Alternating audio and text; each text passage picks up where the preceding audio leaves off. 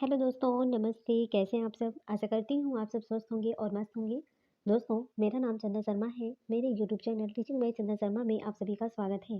तो दोस्तों, आज मैं बात करने वाली हूँ 100 साइंस जीके का बहुत इंपॉर्टेंट क्लास है। सभी एग्जाम के लिए बहुत ज़्यादा इंपॉर्टेंट है, तो आप लोग इस वीडियो में लास्ट तक बने रहिएगा और ज़्यादा से ज़्यादा लोगों को शेयर कीजिएगा। दोस्तों, यहाँ पर हम 100 प्लस क्वेश्चन को डिस्कस करने वाले हैं, ठीक है? तो चलिए दोस्तों, हम फटाफट चलते हैं अपने क्वेश्चन की तरफ। और अगर आप हमारे चैनल पर पहली बार विजिट कर रहे हैं तो सबसे पहले चैनल को आप सब्सक्राइब करके बेल आइकन को जरूर प्रेस कर दीजिएगा, जिससे नेक्स्ट नोटिफिकेशन आप तक जरूर पहुंचे। तो चलिए दोस्तों, इसी के साथ चलते हैं अपने क्वेश्चन की तरफ। देखिए, मेरा पहला क्वेश्चन है, काली खांसी रोग से कौन सा अंग है जो कि प्रभावित होता है? काली खांसी रोग से कौन सा अंग है प्रभावित होता है? इसका राइट आंसर हो जाएगा श्वसन तंत्र। नेक्स्ट क्वेश्चन है कि कालरा और टीबी के जीवाणुओं की खोज किस वैज्ञानिक ने किया है? तो कालरा और टीबी के जीवाणुओं की जो खोज है उसको रॉबर्ट कोच ने किया है। किसने किया है? रॉबर्ट कोच ने कालरा और टीबी के जीवाणुओं की खोज की है। नेक्स्ट क्वेश्चन है कि एलिसा एलिसा किस रोग की जांच करने की एक प्रणाली है? तो इसका राइट आंसर हो जाएगा HIV एड्स का। ठीक है, एड्स का, HIV एड्स। एलिसा का फुल फॉर्म क्या होता है? एंजाइम लिंक्ड इम्यून सॉल्वेंट ऐसे। नेक्स्ट क्वेश्चन है, HIV पॉजिटिव लोगों के लिए वर्तमान में किस तकनीकी की व्यवस्था की गई है? आपने देखा होगा कि HIV पॉजिटिव बहुत ज़्यादा लोग हो रहे हैं, तो HIV पॉजिटिव लोगों के लिए वर्तमान में किस तकनीकी की व्यवस्था की जा रही है? इसका नाम है आर्ट। आर्ट का फुल फॉर्म होता है anti retrovirus therapy. Anti retrovirus therapy. Art का फुल फॉर्म होता है art anti retrovirus therapy. HIV positive लोगों के लिए वर्तमान में इसी तकनीक की व्यवस्था की गई है। नेक्स्ट क्वेश्चन है कि चिकनगुनिया किस मच्छर के काटने से होता है? तो चिकनगुनिया किस मच्छर के काटने से होता है? वो होता है एडिस इजिप्टी। नेक्स्ट क्वेश्चन है कि अस्थियों की कुल संख्या कितनी होती है? यहाँ पर पूछा गया है कि अस्थियों की कुल संख्या कितनी होती है। इसका राइट आंसर हो जाएगा 206। नेक्स्ट क्वेश्चन है कि ध्वनि की तीव्रता की इकाई क्या होती है? तो ध्वनि की तीव्रता की इकाई होती है weight, decibel. Okay. Next question है कि डेसीबल किसके बराबर होती है? तो डेसीबल बराबर होता है 1/10 बेल के। 1/10 बेल के बराबर होता है 1 डेसीबल। नेक्स्ट क्वेश्चन है कि अपकेंद्रीय बल की दिशा क्या होती है? तो अपकेंद्रीय बल की जो दिशा होती है वो होती है अपकेंद्रीय बल के विपरीत। अपकेंद्रीय बल की जो दिशा होती है वो होती है अपकेंद्रीय बल के विपरीत। बहुत ज़्यादा इंपॉर्टेंट क्वेश्चन है दोस्तों, सारे एग्जाम के लिए है। ठीक है, चाहे वो यूपीपी हो, RO हो, यूपीपीएससी हो, सारे एग्जाम ओनली बाई कोई भी एग्जाम है, सबके लिए ये क्लास बहुत ही ज़्यादा बेनिफिट होने वाली है। तो इसलिए प्लीज़ आप लोग इस क्लास को इग्नोर मत कीजिए और ज़्यादा से ज़्यादा लोगों को शेयर करो। ठीक है, नेक्स्ट क्वेश्चन है हमारा कि एक व्यक्ति है जो कि लिफ्ट पर खड़ा है। एक व्यक्ति है लिफ्ट पर खड़ा है और यदि डोरी टूट जाए तो उसे अपने भार कितना प्रतीत होगा? बताइए। एक व्यक्ति है लिफ्ट पर खड़ा है, एक व्यक्ति है लिफ्ट पर खड़ा है और यदि डोरी टूट जाए तो उसे अपना भार कितना प्रतीत होगा? शून्य। कैसा होगा? शून्य। लिफ्ट पर खड़ा है, डोरी टूट भी जाती है तो उसे ऐसा लगेगा ना मेरा भार कुछ है नहीं, जीरो है। नेक्स्ट क्वेश्चन है, स्वतंत्र रूप से गिरते हुए लिफ्ट में बैठे व्यक्ति के सिर पर रखे बोझ का भार कितना होता है? स्वतंत्र रूप से मतलब कोई मतलब एकदम स्वतंत्र रूप से गिरते हुए लिफ्ट में जो बैठा है व्यक्ति, उसके सिर पर रखा बोझ है तो उसको कितना, उसमें जो बोझ रखा है उसके सर पर वो कितना भार होगा?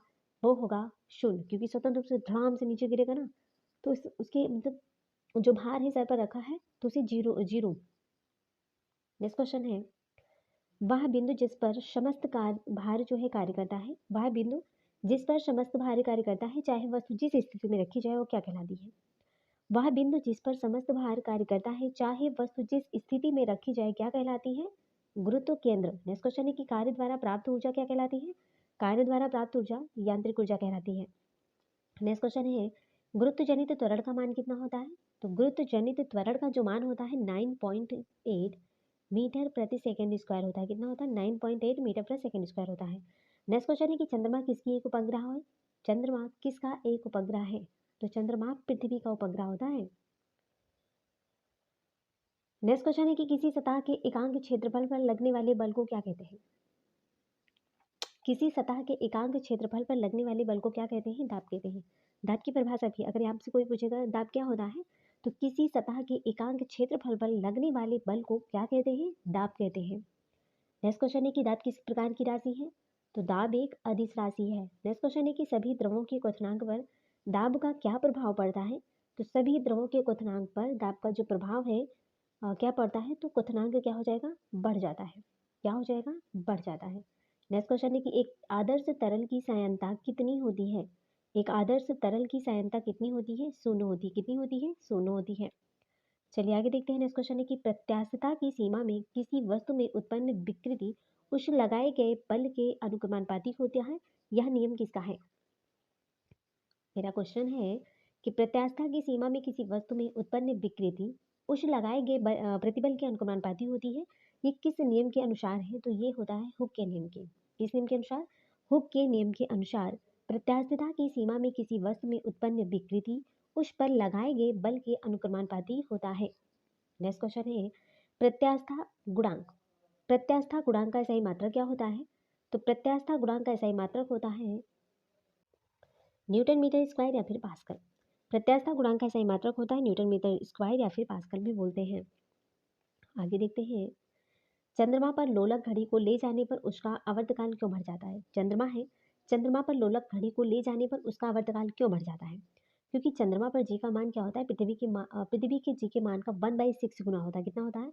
चंद्रमा पर जो जी का मान होता है, जैसे ये हमारा चंद्रमा है, ये चंद्रमा है, तो चंद्रमा पर जी का मान पृथ्वी के जी के मान का 1/6 गुना है। कितना है? 1/6 गुना है। नेक्स्ट क्वेश्चन है कि किसी उपग्रह के अंदर कौन सी घड़ी नहीं चलेगी? किसी उपग्रह के अंदर कौन सी घड़ी नहीं चलेगी? इसका राइट आंसर हो जाएगा लोलक घड़ी। कौन सी घड़ी? तो कोई उपग्रह है उसके अंदर लोलक घड़ी नहीं चलने वाली है। नेक्स्ट क्वेश्चन है कि ध्वनि की चाल सबसे कम किसमें होती है? ध्वनि की जो चाल है वो सबसे कम किसमें होती है? गैस में होती है। किसमें होती है? गैस में। नेक्स्ट क्वेश्चन है कि किसी माध्यम में ध्वनि की चाल पर ताप का क्या प्रभाव पड़ता है? किसी माध्यम में ध्वनि की चाल पर ताप का क्या प्रभाव पड़ता है? इसका राइट आंसर हो जाएगा ध्वनि की चाल बढ़ जाती है। नेक्स्ट क्वेश्चन है कि पारा कितने ताप पर जम जाता है? पारा कितने ताप पर जम जाता है? तो -39 डिग्री सेल्सियस पर जम जाता है। नेक्स्ट क्वेश्चन है कि सेल्सियस पैमाने पर हिमांक बिंदु क्या है? तो सेल्सियस पैमाने पर हिमांक बिंदु 0 डिग्री सेंटीग्रेड ताप होता है। ओके, उम्मीद करती हूँ सारे क्वेश्चन आपको समझ में आ रहे होंगे। और अगर किसी भी प्रकार की त्रुटि है दोस्तों, हमसे बोलने में या हमें समझाने में किसी प्रकार की त्रुटि है, तो उसके लिए वेरी सॉरी। और कोशिश करूँगी कि मैं और अच्छा परफॉर्मेंस कर पाऊँ आप लोगों के लिए, और अच्छे से मैं आपको जो हमारे अंदर ज्ञान है हम आप लोगों के अंदर दे सकूँ। तो आप लोग सिर्फ हमारा सपोर्ट कीजिए, आप चैनल को सब्सक्राइब करिए, सेशन को लाइक करें सबसे पहले, और इस सेशन को लाइक करके शेयर कर दीजिए, ठीक है? और जो भी पहली बार विजिट कर रहे हैं वो चैनल को सब्सक्राइब भी कर दें, सब्सक्राइब करके बेल आइकन को प्रेस कर दें। ओके, चलिए आगे चलते कंटिन्यू क्लास करते हैं।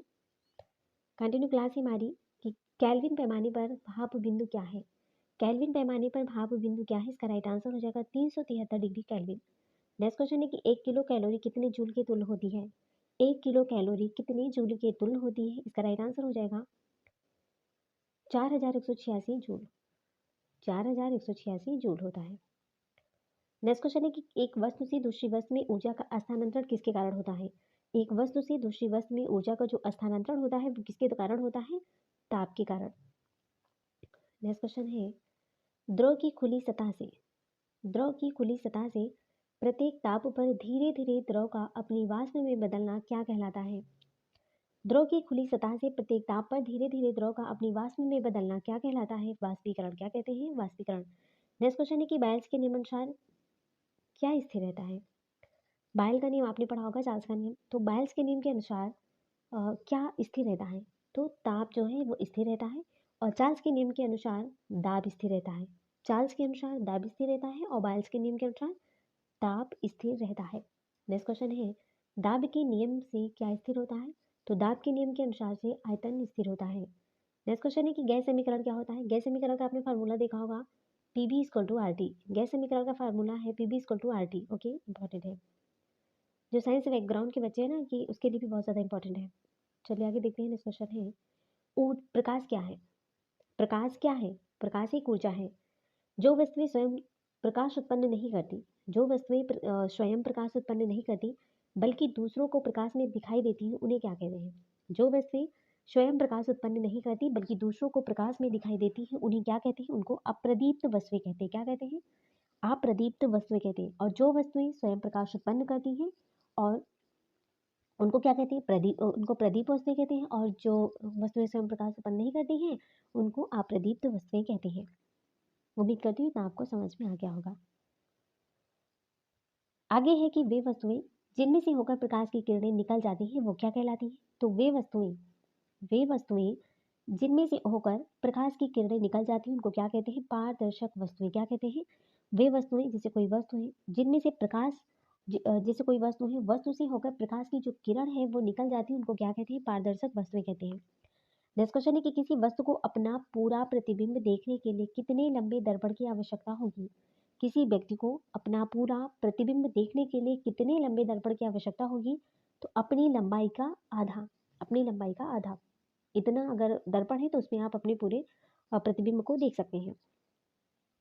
चलिए आगे देखते हैं। नेक्स्ट क्वेश्चन है, लेंस की क्षमता तथा फोकस दूरी में क्या संबंध है? लेंस की क्षमता तथा फोकस दूरी में क्या संबंध है? तो P इक्वल टू हो जाएगा 1/f। P इक्वल टू हो जाएगा 1/f। लेंस की क्षमता तथा फोकस दूरी में संबंध होता है। ठीक है, P क्या है? लेंस की क्षमता है, F है फोकस दूरी। नेक्स्ट क्वेश्चन है कि प्रकाश विद्युत प्रभाव के प्रतिपादक कौन है? प्रकाश विद्युत प्रभाव के प्रतिपादक है आइंस्टीन। नेक्स्ट क्वेश्चन है कि दो आवेशों के बीच लगने वाले बल की गणना किस नियम के अनुसार की जाती है? तो दो आवेशों के बीच लगने वाले बल की गणना किस नियम के अनुसार की जाती है? कूलाम के नियम के अनुसार। नेक्स्ट क्वेश्चन है कि विद्युत विभव का असाई मात्रक क्या होता है? तो विद्युत विभव का असाई मात्रक होता है वोल्ट। क्या होता है? विद्युत विभव का असाई मात्रक होता है वोल्ट। नेक्स्ट क्वेश्चन है कि विभवांतर का असाई मात्रक क्या होता है? तो विभवांतर का असाई मात्रक भी वोल्ट होता है, और विद्युत विभव का भी मात्रक जो है वोल्ट ही है। विद्युत फ्यूज किस मिश्र धातु का बना होता है? विद्युत फ्यूज किस मिश्र धातु का बना होता है? तो टिन व सीसा का। टिन जो होता है 63% होता है और सीसा 37%। चालकता का एसआई मात्रक क्या होता है? तो चालकता का जो एसआई मात्रक होता है वो ओम है। क्या है? ओम। इसी को मोह बोलते हैं, इसी को शीमेन भी कहते हैं। ये इंपॉर्टेंट है, ठीक है, ये बहुत ज़्यादा इंपॉर्टेंट है। देखिए, ये बहुत इंपॉर्टेंट है।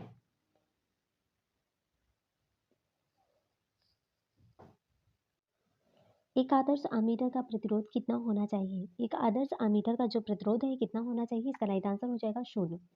एक आदर्श वोल्ट मीटर का जो प्रतिरोध है वो कितना होना चाहिए? तो अगर एक आदर्श अमीटर है, अमीटर का प्रतिरोध की बात करेंगे तो 0 होगा। अगर एक आदर्श वोल्ट मीटर का प्रतिरोध की बात करेंगे तो वो अनंत होगा। कितना होगा? अनंत होगा। यहाँ पर कंफ्यूजन करने वाला क्वेश्चन है। यहाँ पर देख सकते हैं एक आदर्श अमीटर का प्रतिरोध कितना होगा?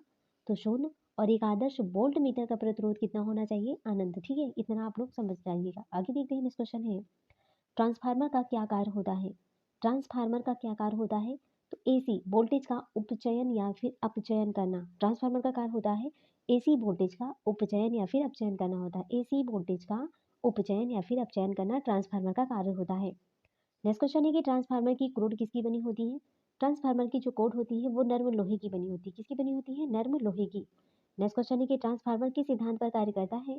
तो ट्रांसफार्मर विद्युत चुंबकीय प्रेरण के सिद्धांत पर कार्य करता है। विद्युत चुंबकीय प्रेरण के सिद्धांत पर ट्रांसफार्मर कार्य करता है। नेक्स्ट क्वेश्चन है कि विद्युत हीटर का तार किसका बना होता है? विद्युत हीटर का जो तार होता है वो नाइक्रोम का बना होता है। किसका बना होता है? नाइक्रोम का। आगे देखते हैं। नेक्स्ट क्वेश्चन है, घरों में प्रयोग होने वाले यंत्रों को किस क्रम में लगाया जाता है? तो घरों में प्रयुक्त होने वाले यंत्रों को किस क्रम में लगाया जाता है? समांतर क्रम में। किसमें? समांतर क्रम में। नेक्स्ट क्वेश्चन है कि विद्युत बल्ब का तंतु किसका बना होता है? विद्युत बल्ब का जो तंतु है, आगे देखते हैं कि विद्युत बल्ब का जो तंतु होता है किसका बना होता है? टंगस्टन का बना होता है दोस्तों। नेक्स्ट क्वेश्चन है, ठोस पदार्थ का वह गुण जिसके कारण उन्हें पीट कर छोटे छोटे टुकड़े बनाए जाते हैं उनको क्या कहते हैं?